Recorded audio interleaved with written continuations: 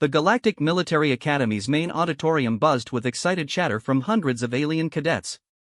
Representatives from 47 different species filled the massive hall, their various forms creating a rainbow of colors, sizes, and shapes. Today marked the annual combat assessment presentation, where the Academy's top strategists would reveal the most impressive warrior capabilities discovered across the galaxy. Admiral Zephyrian, a tall blue-skinned Altarian with 4 arms, stepped onto the stage. His voice boomed through the translation devices worn by every cadet. Today, we examine the most remarkable combat performance recorded in our databases. The subject is a single warrior from a recently contacted species called humans, specifically from their planet Earth. A collective murmur rippled through the audience. Most species had heard whispers about humans, but few had encountered them directly. The rumors ranged from calling them Deathworlders to describing them as surprisingly diplomatic for such a violent-looking species. The warrior's name is Sergeant Marcus Chen of the Earth Marine Corps, Admiral Zephyrian continued. 3 months ago, he participated in what his people call a training exercise. However, the parameters of this exercise would challenge even our most elite special forces. The massive holographic display above the stage flickered to life, showing a detailed 3-dimensional map of a hostile alien landscape. Rocky terrain stretched for kilometers, dotted with deep canyons, dense forests, and abandoned structures from some long-dead civilization. The scenario, the Admiral explained, involved a single human Marine facing an unlimited number of enemy combatants in a 48-hour survival mission. The enemies were not simulations or training robots. They were actual hostile forces from the Raktharian Empire, prisoners of war who had volunteered for combat duty in exchange for reduced sentences. Cadet Thilla, an insectoid Mantarian with large compound eyes, raised one of her 4 arms. "Sir, surely you mean the human had technological advantages? Superior weapons, armor, or support systems?" Admiral Zephyrian's expression grew more serious. "Negative, Cadet. Sergeant Chen carried standard Earth military equipment, 1 projectile rifle with limited ammunition, basic combat armor, emergency rations for 3 days, a combat knife, and minimal medical supplies. The Raktharian forces outnumbered him approximately 300 to 1. The auditorium fell silent. Even the usually chattering Pixarian delegates stopped their constant whistling communication. 300 to 1 odds seemed impossible for any single warrior to survive, let alone achieve victory. "Let me provide context about Earth humans," the Admiral continued. "Their planet has a gravity 1.3 times standard galactic average. The atmosphere contains higher oxygen levels than most worlds, which affects their metabolism and physical capabilities. More importantly, humans evolved as persistence hunters on a world where almost everything wanted to kill them." A holographic display shifted to show Earth's ecosystem. Images of massive predators, extreme weather patterns, and hostile environments flashed across the screen. Volcanic eruptions, ice ages, massive storms, and creatures that dwarfed most galactic species appeared in rapid succession. "Humans developed several unique characteristics," Admiral Zephyrian explained. "First, they possess exceptional endurance. Where most species sprint for short distances then require rest, humans can maintain steady movement for hours or even days. Second, they excel at pattern recognition and tactical adaptation. Third, they demonstrate remarkable psychological resilience under extreme stress." Cadet Vorthak, a reptilian saurian with natural armor plating, hissed skeptically. "These advantages seem minor against such overwhelming numbers, Admiral. How could endurance and pattern recognition overcome 300 trained warriors?" "An excellent question," the Admiral replied. "Let us examine the first 12 hours of Sergeant Chen's mission." The holographic display zoomed in on the starting point of the exercise. A single human figure appeared, surrounded by vast terrain marked with red dots representing enemy positions. The human looked surprisingly small and unremarkable compared to the various alien species represented in the audience. Sergeant Chen began his mission at dawn on the planet Kepler 442b. The Raktharian forces had been given his approximate starting location and instructions to hunt him down using any means necessary. They possessed superior numbers, knowledge of the local terrain, and advanced tracking equipment. The display showed the Raktharian forces, large, muscular humanoids with gray skin and natural weapons in the form of retractable claws. They moved in coordinated groups of 10 to 15 warriors each, spreading out in a search pattern designed to cover maximum territory. Within the first hour, the Raktharians located Sergeant Chen's position using their thermal scanners. 23 warriors converged on his location, confident in their numerical advantage. The holographic replay began, showing the human marine crouched behind a rocky outcrop as alien warriors approached from multiple directions. Instead of fighting or fleeing in panic, the human did something unexpected. "Notice Sergeant Chen's behavior," Admiral Zephyrian pointed out. "He does not engage immediately. Instead, he observes, calculates, and waits for the optimal moment." The human remained perfectly still as the Ractharians drew closer. When they were within 30 meters, he suddenly moved. But, instead of attacking the nearest enemies, he fired 3 precise shots at specific points on the rocky cliff face above them. The shots triggered a small avalanche that buried half the attacking force and created a natural barrier between the remaining warriors and their target.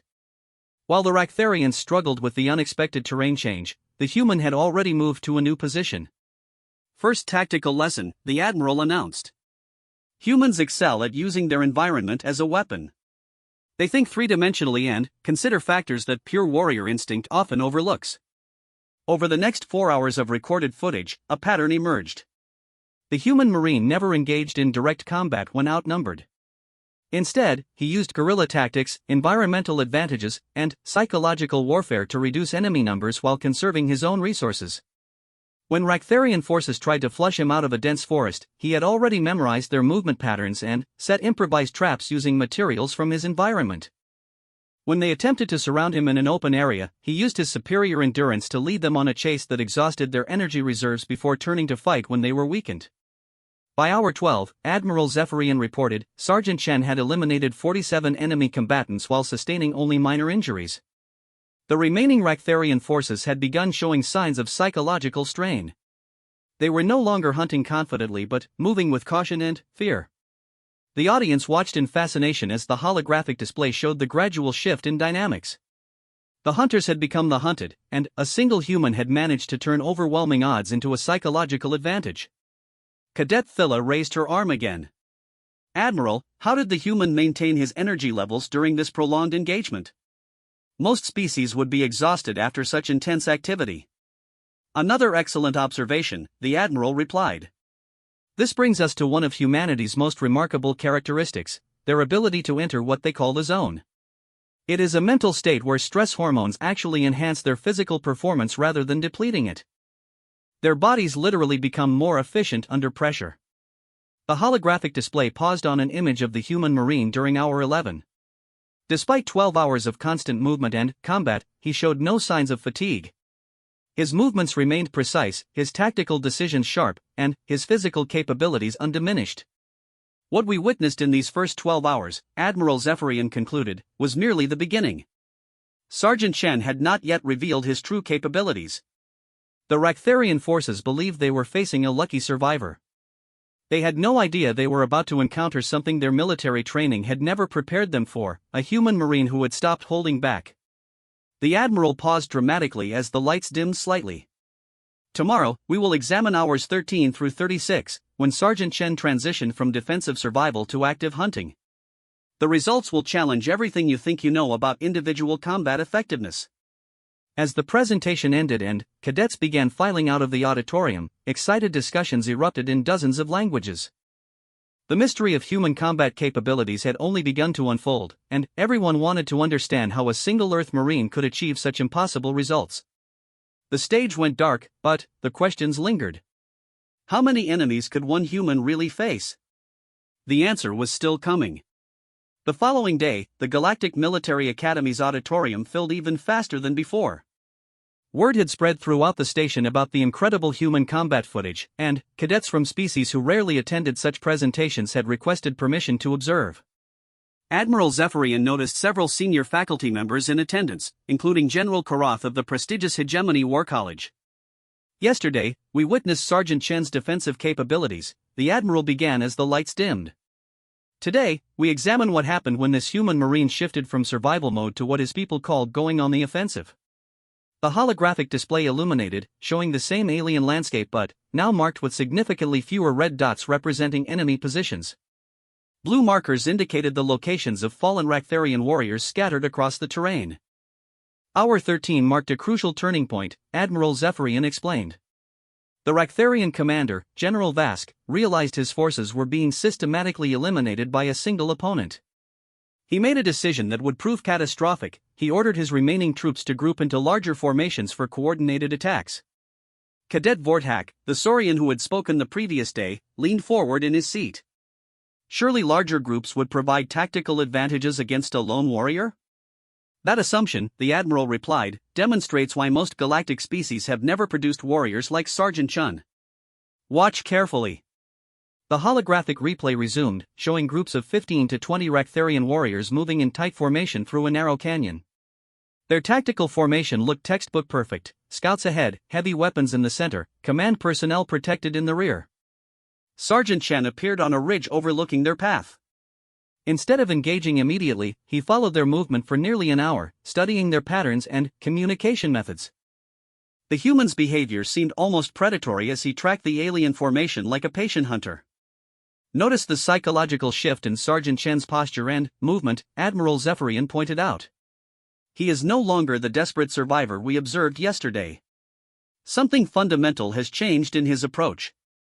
The human marine had indeed changed. His movements became more fluid and confident. Where before he had used terrain defensively, now he positioned himself with aggressive intent. When he finally made his move, the Raktharian formation never knew what hit them. Chen triggered an improvised explosive device created from his emergency flares and some metallic debris he had collected. The explosion blocked the canyon's exit, trapping the entire formation. Then, he systematically eliminated the scouts using silent takedown techniques, preventing any communication with the main group. What followed was a masterclass in psychological warfare. Instead of attacking the main force directly, the human began eliminating stragglers and isolated members one by one. Each disappearance was discovered by the remaining Raktharians, creating mounting terror within their ranks. This technique, Admiral Zephyrian explained, humans call ghost warfare. The objective is not just to reduce enemy numbers, but to destroy their morale and decision-making capabilities through fear. By hour 18, the trapped Raktharian formation had lost 8 members without ever seeing their attacker. Panic began to set in among warriors who had never experienced such methodical, invisible predation. They started shooting at shadows and arguing among themselves about which direction the threat might come from. Observe their communication patterns deteriorating, the Admiral noted. These are experienced soldiers, but they have no training for this type of psychological pressure. Their military doctrine assumes conventional engagement between visible opponents. The human finally revealed himself at hour 20, standing openly on the canyon rim where every Raktharian could see him. Instead of attacking, he simply watched them for several minutes, allowing their fear to build. Then, he vanished again. This psychological technique is particularly effective against pack hunters like Raktharians, Admiral Zephyrian explained. They depend on group cohesion for confidence. By making himself visible then, disappearing, Sergeant Chen shattered their sense of group security. Cadet Thilla's compound eyes focused intently on the display. Admiral, the human appears to be studying his enemies as much as fighting them. Is this typical behavior for Earth warriors? Excellent observation. Humans are natural pattern learners. Sergeant Chen was not just eliminating enemies, he was gathering intelligence about Raktharian psychology, tactics, and weaknesses that could be exploited against future opponents. The holographic replay accelerated through hours 19 through 24, showing the complete psychological collapse of the trapped Raktharian formation. By dawn of the second day, they were shooting at each other in paranoid fear, having never engaged their actual enemy in direct combat. Sergeant Chen eliminated the entire 20-member formation without firing a shot during the final assault, Admiral Zephyrian revealed. He simply waited for their fear to do the work for him, then moved in to secure their equipment and intelligence. The audience sat in stunned silence. The idea that psychological warfare could be more effective than direct combat challenged fundamental assumptions about military engagement across dozens of species. But, this represents only one example of human tactical innovation, the Admiral continued. Let us examine hours 25 through 36, when Sergeant Chun encountered his greatest challenge yet. The display shifted to show a fortified position where the remaining Raktharian forces had established a defensive perimeter. Nearly 200 warriors occupied an elevated position with clear fields of fire in all directions. Automated defense systems supplemented their natural advantages. General Vask himself took command of this position, Admiral Zephyrian explained. He was a veteran of 37 campaigns and had never lost a strategic engagement. His defensive position was considered virtually impregnable. The human marine appeared at the edge of the display, seemingly insignificant against such overwhelming defensive advantages. For the first time in the exercise, direct assault appeared impossible even for human tactics. Sergeant Chen spent 4 hours observing this position, the admiral noted. Most species would view this as preparation for a desperate attack or an attempt to find an escape route. Humans think differently. What the human had discovered during his observation was not a weakness in the fortification, but a pattern in the defender's behavior. Raktharian military doctrine required regular communication checks with all positions. These communications followed a precise schedule that had become predictable. At hour 31, Chen began his assault. But, instead of attacking the fortification directly, he targeted something completely unexpected, the communication schedule itself. Using equipment captured from previous engagements, the human began broadcasting false communications that matched Raktharian protocols. He reported fictional attacks on nearby positions, false intelligence about human reinforcements, and imaginary tactical developments. This technique, Admiral Zephyrian explained, exploits a fundamental weakness in hierarchical military structures. The more organized the enemy, the more vulnerable they become to information warfare. Within 2 hours, the Raktharian defensive position was in complete chaos. Units were repositioning to meet threats that did not exist, commanders were contradicting each other based on false intelligence, and the entire defensive strategy had collapsed into confused movement. General Vask realized what was happening, but too late. His organized defense had become a disorganized mass of warriors responding to phantom threats. When Sergeant Chen finally launched his physical assault, he faced individual confused enemies rather than a coordinated defense. The final engagement lasted 17 minutes, Admiral Zephyrian reported. Sergeant Chen eliminated 63 defenders while sustaining his first serious injury, a minor burn from an energy weapon. General Vask and his remaining forces retreated to regroup, having lost nearly 2/3 of their effective combat strength. The holographic display paused on an image of the human marine standing amid the captured fortification. His armor was damaged, his equipment depleted, but his tactical position had transformed completely. Instead of being hunted, he now controlled the high ground and possessed advanced Raktharian military equipment. By hour 36, the admiral concluded, Sergeant Chen had eliminated 134 enemy combatants while facing minimal casualties himself. But, perhaps more importantly, he had completely reversed the strategic situation. The remaining Raktharian forces were no longer hunters but desperate survivors. Cadet Vorthak raised a clawed hand. Admiral, this level of tactical innovation seems impossible for a single mind to conceive and execute simultaneously. How does human psychology enable such complex operations? Admiral Zephyrian smiled, an expression that looked unusual on an Altarian face. That question brings us to the most remarkable aspect of human military capability. What you have observed represents Sergeant Chen operating at approximately 60% of his maximum capacity. Tomorrow, we will examine the final 12 hours, when he encountered something that forced him to reveal what humans call their true potential. The lights began to brighten as the presentation concluded, but the Admiral held up one of his 4 hands for attention. I will leave you with this thought: every species in this auditorium has warriors who train for decades to achieve elite status. Sergeant Chen is 24 Earth years old and has been a Marine for less than 3 years. His performance in this exercise represents not exceptional individual talent, but typical human military capability under pressure.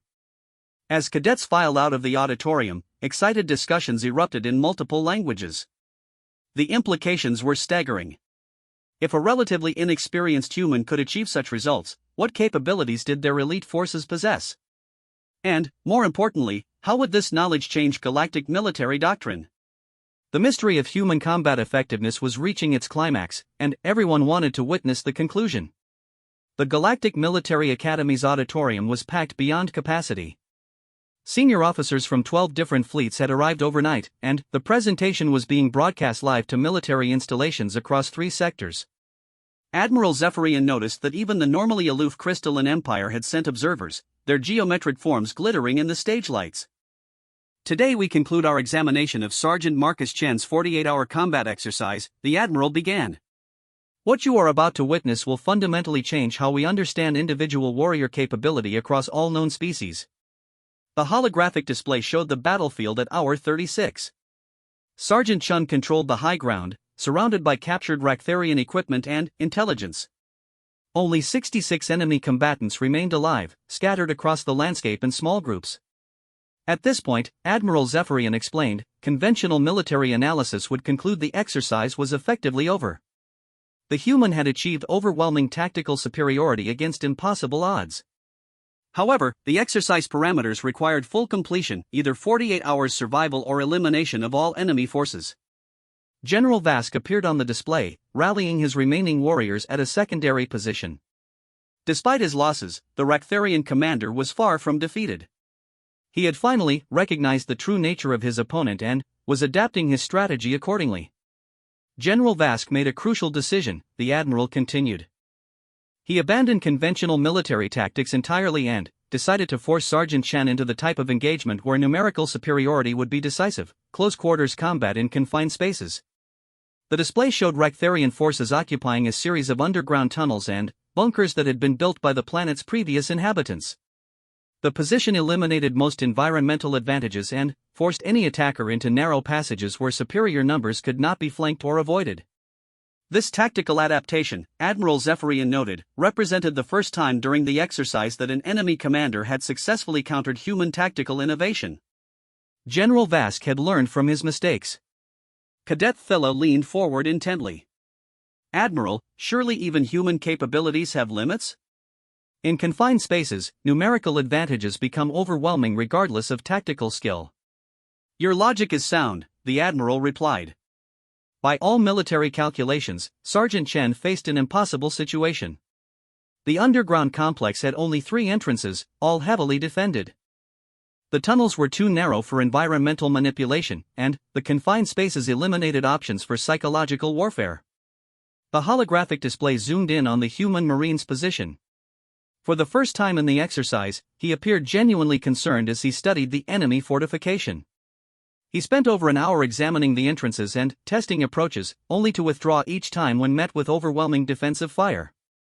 Hour 38 marked the first time Sergeant Chen attempted a conventional assault, Admiral Zephyrian explained. Watch carefully. The human charged the main entrance with captured Raktharian weapons, using suppressing fire to advance through the defensive positions. His movements were flawless, his accuracy perfect, but the sheer volume of return fire forced him to retreat after eliminating only 3 defenders. The assault failed, the Admiral stated simply. For the first time in the exercise, human tactical innovation had met its match. Conventional analysis would suggest Sergeant Chun had 2 options: attempt a siege that would outlast his supplies, or accept failure.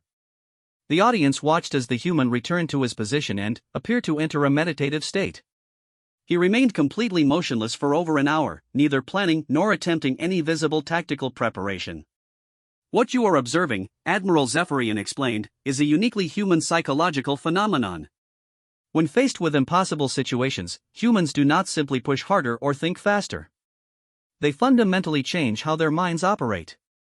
Cadet Vorthak's reptilian features showed confusion. Admiral, the human appears to have ceased all activity. Is this some form of psychological breakdown under stress? Quite the opposite, the Admiral replied. Sergeant Chen is entering what human psychology calls flow state, or what their military terms battle trance. It is a condition where conscious thought processes are suspended and the human operates on pure instinct and training integration. At hour 40, the human's eyes opened. His posture had changed subtly but significantly. Where before his movements had shown careful planning and tactical consideration, now he moved with fluid certainty, as if following a predetermined path that only he could see. What happens next, Admiral Zephyrian warned, will appear to violate several laws of physics and biology. I assure you the recordings are authentic and have been verified by multiple independent sources. Sergeant Chen approached the main entrance again, but this time his assault was completely different. Instead of using conventional tactics, he seemed to predict exactly where defensive fire would come from and move through the killing field as if he knew the future. The human's speed had increased dramatically. His reflexes operated faster than most species' nervous systems could process. When Raktharian warriors fired at his position, he was already elsewhere, having moved with impossible precision through gaps in their coverage that lasted mere fractions of a second.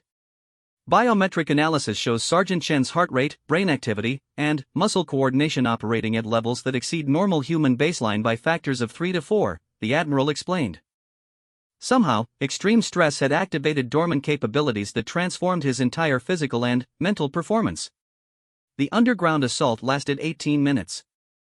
Sergeant Chen moved through the tunnel complex like flowing water, encountering resistance but never stopping, never hesitating, never making tactical errors. Raktharian defenders found themselves firing at empty space while the human appeared behind them from directions that should have been impossible. The psychological effect on the Raktharian forces was devastating, Admiral Zephyrian noted. They were not fighting a warrior anymore, but something that seemed to transcend normal combat physics. Several defenders simply stopped fighting and attempted to surrender. General Vask himself made the final stand in the deepest bunker, armed with the most advanced weapons available and supported by his elite guard. The holographic display showed the Raktharian commander's face as the human appeared in the chamber where he had prepared his last defense. General Vask later reported, the Admiral said, that looking into Sergeant Chen's eyes during those final moments was like staring into the heart of a stellar furnace. The human was no longer operating on conscious thought but on something deeper and more primal. The final engagement lasted less than 2 minutes. When it ended, General Vask was the sole surviving Raktharian combatant, having witnessed his entire force eliminated by a single human operating in a mental state that seemed to transcend normal biological limitations. Hour 43, Admiral Zephyrian announced. Exercise completed. Total enemy combatants eliminated, 299. Total time elapsed, 43 hours, 17 minutes. Human casualties, 1 moderate injury, minor equipment damage. The auditorium fell completely silent. Even the normally chattering Pixarian delegates had stopped their constant communication. The implications were staggering beyond immediate comprehension. The answer to our original question, the Admiral continued, is that we were asking the wrong question entirely. It is not how many enemies can a single human marine eliminate, but rather what psychological and physical limitations do we assume that humans do not share? General Karath of the Hegemony War College stood up, his massive frame towering over nearby cadets. Admiral, this performance suggests individual human warriors could potentially engage entire battalions. What are the implications for galactic military doctrine? Admiral Zephyrian's expression grew serious. General Vask asked Sergeant Chen the same question during their post-exercise debriefing. The human's response was illuminating. He said that his performance represented approximately what any Marine could achieve under similar circumstances, and that he had never been pushed to discover his actual limits. A collective gasp rippled through the audience. If this incredible performance represented typical rather than exceptional human capability, the entire balance of galactic military power needed reassessment. But, perhaps most significantly, the Admiral concluded, Sergeant Chen reported that the exercise had been good training and asked if more challenging scenarios were available. When pressed for details about his enhanced performance during the final assault, he seemed genuinely confused by the question. From his perspective, he had simply done what needed to be done. The holographic display showed a final image, Sergeant Chen standing beside General Vask after the exercise, both warriors showing mutual respect despite their recent combat. The human looked completely normal, showing no signs of the transcendent capabilities he had demonstrated hours earlier. Earth humans, Admiral Zephyrian stated, represent something unprecedented in our galactic surveys, a species that has not yet discovered the limits of its own capabilities. Every human we study reveals new aspects of their potential that challenge our understanding of biological possibility. As the presentation concluded and the lights brightened, the audience remained seated in stunned contemplation. The question of human combat effectiveness had been answered, but the implications raised far more questions than had been resolved. Cadet Thilla finally spoke, her voice barely audible through the translation device. Admiral, if humans possess such capabilities, why do they seek peaceful contact with other species? Why not simply conquer the galaxy? Admiral Zephyrian smiled, the expression now familiar to his regular students. That, cadet, is perhaps the most remarkable aspect of human psychology. Despite possessing warrior capabilities that exceed our wildest projections, they seem genuinely interested in cooperation, diplomacy, and mutual benefit. They fight only when forced to defend themselves or others. He paused, looking across the assembled representatives of dozens of galactic civilizations. Perhaps the real lesson from Sergeant Chen's exercise is not about human combat effectiveness, but about human character. Any species capable of such destruction who chooses cooperation instead deserves our very careful attention. As cadets and officers filed out of the auditorium, conversations erupted in dozens of languages about the implications of human military capability. The Galactic Military Academy had set out to analyze one remarkable combat performance and had instead discovered that humanity might represent the most significant development in galactic civilization since the founding of the first interstellar alliances. The question was no longer how many enemies a human marine could face, but how the galaxy would adapt to the presence of a species whose capabilities seemed to have no upper limits.